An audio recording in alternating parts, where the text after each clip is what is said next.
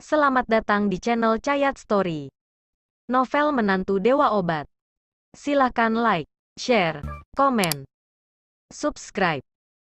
Dan jangan lupa nyalakan loncengnya untuk notifikasi bab selanjutnya. Bab 322. Reva langsung memelototi mereka dan meraung. "Ya, aku memang menganggap kalian sudah mati. Apa yang terjadi malam ini memang kesalahan Hana, tetapi kalian berdua juga tidak bisa lepas dari tanggung jawab. Lihat saja apa yang telah kalian lakukan. Kalian mengantar putri kandung kalian sendiri ke sini untuk dihina oleh orang lain. Apakah ada orang tua yang seperti kalian? Apakah kalian tidak merasa malu?" Wajah Axel dan Alina langsung memerah ketika mereka diajak membahas masalah ini karena mereka juga merasa bersalah, tetapi mereka tidak rela dimaki oleh Reva seperti ini. Karena menurut mereka, siapa saja boleh memaki mereka atas masalah ini, tetapi tidak dengan Reva karena dia adalah pria yang tidak berguna. "Apa katamu? Coba kau katakan sekali lagi." Axel menggigil dan menunjuk Reva dengan jari telunjuknya sambil meraung. Alina juga meraung dengan sengit, "Reva, akhirnya kau lepaskan juga topengmu. Sekarang kau sudah berani menunjukkan belangmu ya? Aku sudah tahu sejak awal kau adalah serigala berkulit domba, seperti anjing yang tidak bisa dididik untuk patuh. Keluarga Sukami telah merawatmu selama 3 tahun dan akhirnya beginikah caramu memperlakukan kami? Apa kau harap kami cepat mati sehingga kau bisa mengambil alih bisnis keluarga Sukami? Aku kasih tahu.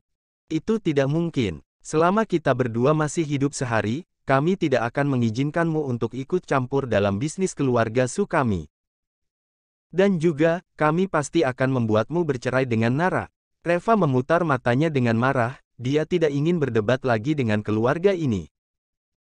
Apapun yang terjadi, keluarga ini bisa memutarbalikkan segalanya seolah-olah semuanya adalah kesalahan orang lain. "Kenapa kau tidak berbicara lagi? Aku sedang berbicara denganmu, kau dengar tidak? Dasar bajingan, melihat tampangmu saja bikin aku kesal. Aku akan membunuhmu." Alina yang marah itu langsung mengangkat tangannya dan hendak menamparkan Reva setelah dia menyelesaikan ucapannya barusan. Reva menghindar ke samping sehingga membuat Alina semakin marah. "Beraninya kau mengelak. Kenapa? Kau pikir kau masih muda dan kuat jadi kau ingin melawan, iya? Ayo, sini pukul aku sampai mati, setelah itu bisnis keluarga Su akan sepenuhnya menjadi milikmu. Ayo sini, cepat pukul aku. Aku hanya akan berdiri di sini dan tidak akan bergerak. Kau berani tidak?" Wajah Reva menjadi dingin dan berkata, "Jika kau bukan mamanya Nara, mungkin aku sudah membunuhmu sejak dulu." Alina langsung tertegun, lalu meraung, "Kau ingin menakutiku? Beraninya kau menakutiku? Oke, ayo sini bunuh aku, sini, bunuh aku cepat. Aku tidak percaya. Kau sangat hebat sekarang ya." Wajah Axel langsung memucat dan mengibaskan tangannya sambil berkata, "Sudahlah, tak perlu banyak bicara dengannya. Reva, pergilah, kami tidak ingin melihatmu lagi." Hana langsung cemas dan berkata, "Pa, kau tidak bisa menyuruhnya pergi. Dia sudah menamparku, apakah akan dibiarkan begitu saja?" Axel mengerutkan kening. "Ya, sudah, anggap saja kau barusan digigit anjing, aku akan memberitahu kakakmu mengenai masalah ini setelah dia bangun. Dia telah berani memukul anggota keluarga kita dan bersikap sangat tidak sopan kepada orang tua. Kedepannya apa masih bisa diatur? Kali ini kita harus meminta Nara menceraikannya." Hana merasa tidak rela lalu menatap Reva dengan gigi terkatup dan berkata, "Hei Reva, aku akan membuat perhitungan denganmu atas masalah ini. Awas saja kau. Aku pasti akan meminta suamiku untuk membalaskan dendamku." Mereka bertiga ribut dan berteriak untuk mengusir Reva pergi seolah-olah mereka lupa siapa yang barusan menyelamatkan mereka. Reva malas untuk mempedulikan mereka. Lalu dengan dingin dia berkata, "Diam. Nara belum sepenuhnya pulih. Kalau kalian mengusirku lalu apa yang akan terjadi padanya? Bisakah kalian menyelamatkannya?" Axel dan Alina langsung terkejut dan keduanya saling menatap. Akhirnya mereka berhenti berteriak dan tidak mengusir Reva keluar lagi. Tetapi tatapan mereka kepada Reva masih penuh dengan rasa permusuhan dan kebencian. Reva duduk di samping tempat tidur dan mengamati kondisi Nara dengan seksama. Nara sudah minum terlalu banyak Nirvana Fly sehingga Reva perlu membantunya mengeluarkan racun di tubuhnya dengan cepat jika tidak. Racun itu akan merusak fungsi organ lain di dalam tubuhnya dan ini sangat berbahaya. Setelah berusaha selama 1 jam lebih akhirnya Nara sadar kembali dan dia telah melewati masa kritisnya. Bab 323. Nara membuka matanya dan saat melihat Reva dia menangis.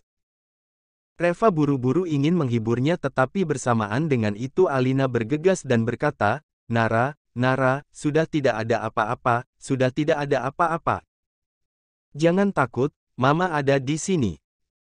Alina baru saja meraih tangan Nara tetapi Nara langsung mendorongnya pergi seperti baru saja melihat hantu dan berteriak, Kau pergi, jangan dekati aku. Alina langsung panik, Nara, ada apa denganmu? Ini aku mamamu. Axel juga mendekat dengan cepat, Nara, kau tak perlu takut, Papa dan Mama ada di sini. Nara berterak lagi seolah dia sedang ketakutan. Reva buru menarik Nara ke belakang badannya dan berkata dengan marah, kalian jangan mengganggu Nara dulu untuk sementara ini. Energi murni dan darahnya baru stabil kembali, emosi psikologisnya belum sepenuhnya stabil sehingga dia tidak tahan dengan gangguan apapun. Alina dengan panik berkata, siapa yang mengganggunya? Aku kan sedang berbicara baik-baik dengannya. Reva meliriknya sebentar dan berkata dengan suara dingin. Perjamuan semalam diatur oleh kalian dan gara kalian sehingga Nara menjadi seperti ini sekarang, menurutmu apakah Nara tidak akan merasa terganggu saat melihatmu sekarang? Wajah Axel dan Alina langsung berubah menjadi pucat, Reva, apa maksudmu? Apakah kau mencoba untuk menyalahkan kami semua? Reva, kau jangan keterlaluan. Alasan mengapa kami mengundang Dion untuk makan malam itu kan gara-gara kau yang telah menyinggungnya. Kami sedang membantu kau untuk menebusnya. Selain itu, alasan Nara meminum segelas anggur itu kan karena dia ingin membantumu menyelesaikan urusanmu dengan keluarga Regatta. Pokoknya semua ini gara-gara kau dan sekarang beraninya kau menyalahkan kami. Hana juga menggertakkan giginya dan berkata, Reva, kau tidak perlu pura-pura menjadi orang baik di sini. Jika kau tidak mencari masalah di mana-mana, apakah mungkin keluarga Su kita akan sampai seperti ini? Kau tahu tidak sudah berapa banyak penderitaan yang dialami kakakku hanya demi membela dan membantumu. Dan kau masih berani menyalahkan kami sekarang. Reva, kau masih punya hati atau tidak? Coba kau pikirkan dengan hati nuranimu. Sebenarnya semua masalah ini terjadi gara-gara kau atau gara-gara kami. Reva benar-benar terdiam. Aku bukan ingin berdebat tentang masalah ini dengan kalian tetapi saat ini Nara tidak tahan dengan sedikit gangguan pun. Bisa tidak kita tunggu hingga Nara stabil dan pulih dulu sebelum membicarakan masalah ini lagi? Setelah itu ketiga orang itu tidak berbicara lagi. Lalu Reva menghibur Nara dengan lembut. Kemudian setelah beberapa saat, perlahan-lahan Nara mulai merasa tenang kembali. Tetapi saat melihat Axel, Alina dan Hana, tatapannya masih penuh dengan kewaspadaan. Ketiga orang dari keluarga Su itu sangat merasa tidak senang dengan kondisi ini. Reva, kapan emosi psikologisnya akan pulih? Jangan-jangan kau telah memberikan obat yang salah. Mengapa kau tidak membiarkan orang dari keluarga Regatta itu tetap tinggal di sini untuk menyembuhkan Nara? Mengapa kau selalu tidak berpikir jauh saat melakukan sesuatu? Alina tidak tahan untuk memaki lagi. Reva berkata, emosi psikologis Nara sudah hampir stabil sekarang, tetapi, dia masih harus beristirahat sebentar lagi. Untuk sementara biarkan Nara tinggal di rumah saja dan jangan pergi ke perusahaan dulu.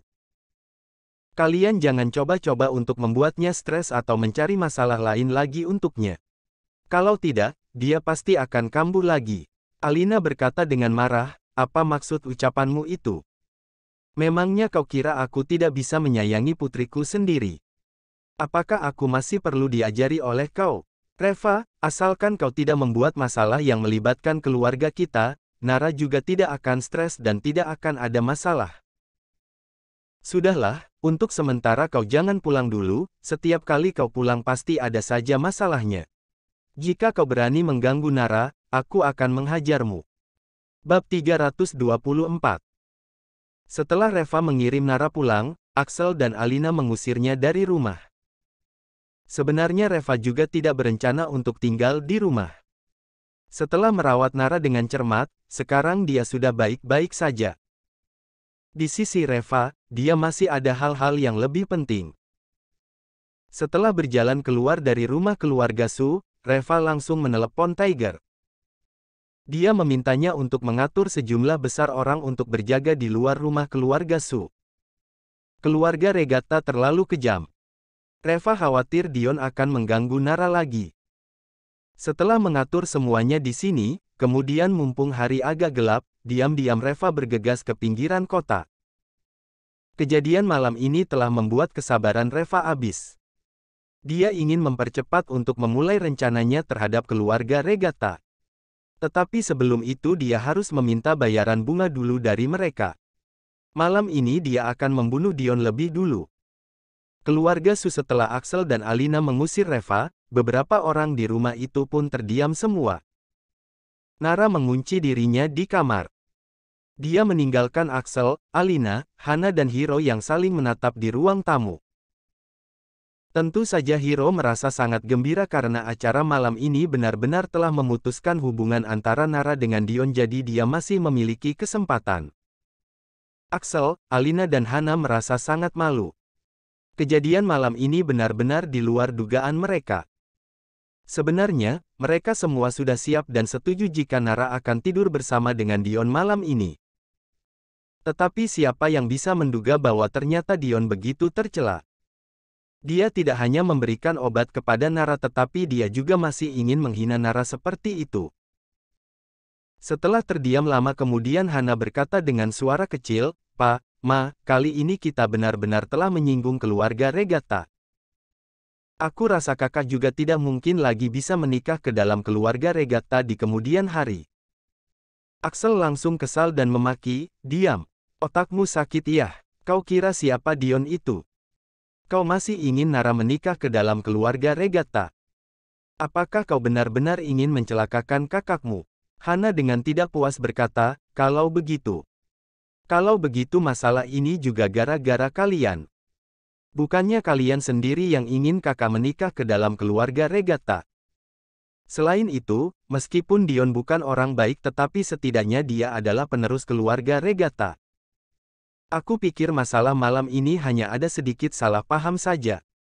Orang yang Dion targetkan itu Reva. Sebenarnya dia tidak punya masalah dengan kakakku. Dia hanya sengaja ingin membuat Reva marah saja. Malahan menurutku lebih baik kita pergi cari Dion dan jelaskan kepadanya dengan baik-baik. Sekalian beritahu kepadanya bahwa kita sama sekali tak ada hubungannya dengan Reva. Apalagi, kita kan memang benar-benar ingin berbesan dengan keluarga Regatta. Dengan begitu, Dion pasti akan mengerti maksud dan usaha kita. Asalkan kakak telah menikah ke dalam keluarga Regatta, maka keluarga Su kami pasti akan jauh lebih hebat dari ke-10 keluarga terpandang di kota Carson. Pa, Ma, ini adalah kesempatan yang bagus. Berapa kali kita bisa mendapatkan kesempatan sebagus ini dalam seumur hidup kita? Jangan sampai kita melewatkan kesempatan ini. Axel melihat ekspresi Hana yang begitu senang saat berbicara membuatnya begitu marah hingga gemetar dan tiba-tiba dia langsung menamparkan wajah Hana dengan punggung tangannya. Hana bingung karena tiba-tiba ditampar oleh ayahnya. Pa, mengapa? Mengapa kau menamparku? Lalu Axel menamparnya lagi dan meraung, aku akan memukulmu sampai mati. Dasar putri yang tidak berbakti, kau ini manusia atau bukan sih? Apakah kau sudah buta atau otakmu sakit? Memangnya kau tidak bisa melihat orang seperti apa Dion itu sebenarnya?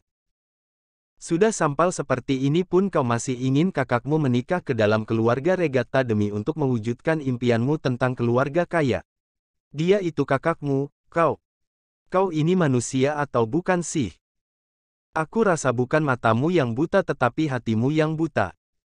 Hana yang dipukul itu lalu melarikan diri dengan panik. Dia bersembunyi di belakang Alina lalu dengan panik berkata, "Ma, kau lihat dia, memangnya apa salahku?